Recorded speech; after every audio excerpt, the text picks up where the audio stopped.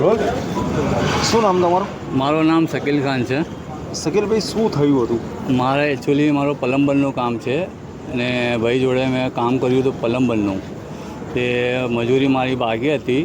કેટલી બાકી હતી? મારા 5,000 રૂપિયા નકળતા હતા, એમાં મહિનો કાઢી દીધું ને 500 રૂપિયા માટે આપવા માટે બોલાવ્યું મને ને મને મહિલામાં છુરી મારી, 2-3 ઘાવ માર્યા ને મારા અહીંયા જો પટ્ટામાં જો 3 જગા ટાંકા આવ્યા છે, ગોસમાં, ચમડામાં, બધામાં. બહુ મારો હાથ બધું ફેલ થઈ ગયું છે. ડૉક્ટર કે 6 મહિના લાગશે રિકવરી આવવામાં. મારી બહુ ગરમી આવક છે, બહુ સિરિયસ હાલત થઈ ગઈ છે ને કોઈ મને રિઝલ્ટ આપ્યું નથી ને દવાખાનામાં બી કેસ કર્યું છે પણ કોઈ રિઝલ્ટ મળ્યું નથી મને. ને મારા દાણીલીમડા ડિવિઝનમાં ફરિયાદ કરી છે પણ એમાં બી કોઈ કાર્યવાહી થઈ નથી. મને કોઈ રિઝલ્ટ જોઈએ છે.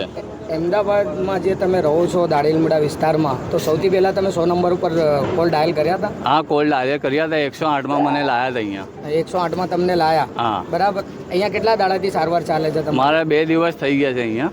કોઈ રિપોર્ટ આવી નથી પોલીસ જોડે અને પેલા ભાઈ મારવાવાળા બધા બિંદાસ ફરે છે. અત્યારે તમે પોલીસ પ્રશાસનથી શું અપેક્ષા રાખો છો? મને ઇન્સાફ જોઈએ છે ઓર મારા મજૂર માણસ છું હું. તો જે આરોપી માર્યા એનો અત્યાર સુધી અટકાયત કરવામાં નહીં આવી? હા, કશું નથી આવ્યું. બિંદાસ ફરે છે પેલું માણસ. તમારા ઉપર જે હુમલો કર્યો છે એનું નામ શું છે?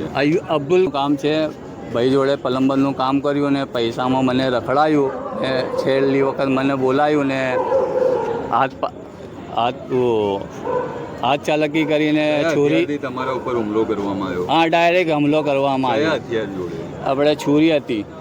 ને તમને જ્યારે માર્યું ત્યારે ત્યાં કયું હાજર હતું? ના, કોઈ નથી. હું એકલો હતો. તમને કોણે છોડાયું છે?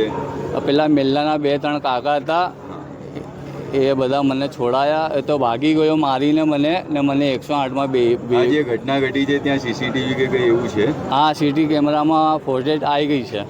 આગળ તમારે પોલીસ સબ જોઈએ છે, એને સજા લાગવી જોઈએ. અને આરોપીને અટકાવત કરવામાં આવે એવી વિનંતી કરો છો? હા, સાચી વાત. આપણા